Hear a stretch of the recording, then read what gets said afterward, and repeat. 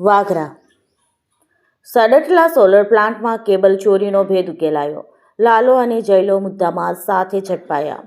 વાગરા તાલુકાના સડઠલા ગામની સીમમાં આવેલા કેપી ગ્રીન એનર્જી સોલર પ્લાન્ટમાં થયેલી કેબલની ચોરીના મામલે વાગરા પોલીસે મોટી સફળતા મેળવી છે.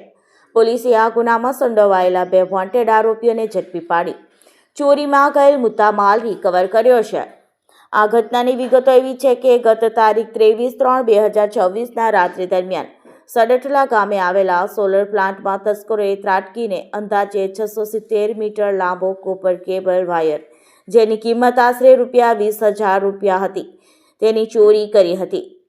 ચોરીના સ્થળેથી તસ્કરોએ ઉતાવળમાં પોતાની Honda Shine motorcycle number GJ16AD 2492ને જે મૂકી નાસી છૂટ્યા હતા. આ બાઇક અને ટેકનિકલ સર્વેલન્સ આધારે વાગરા પોલીસે તપાસ તેજ કરી હતી. પોલીસ તપાસ દરમિયાન મળેલી સચોટ બાતમીના આધારે આ ગુનામાં વોન્ટેડ એવા 2 શખ્સો, જેમાં લાલુભાઈ ઉર્ફે પ્રકાશ વિઠ્ઠલ વસાવા તથા જયેશ ઉર્ફે જયલો રવજી વસાવા, બંને રહેવાસી અમલેશ્વર, તાલુકો જિલ્લો ભરૂચ, ઝડપી પાડવામાં આવ્યા છે.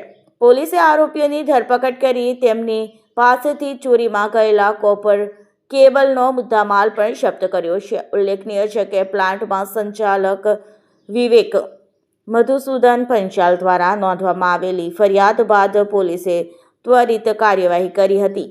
હાલમાં પોલીસે બંને આરોપીઓની સઘન પૂછપરછ હાથ ધરી છે, જેથી આ વિસ્તારમાં થયેલી અન્ય કોઈ નાની મોટી ચોરીના ભેદ પણ ઉકેલાઈ શકે તેવી શક્યતા છે.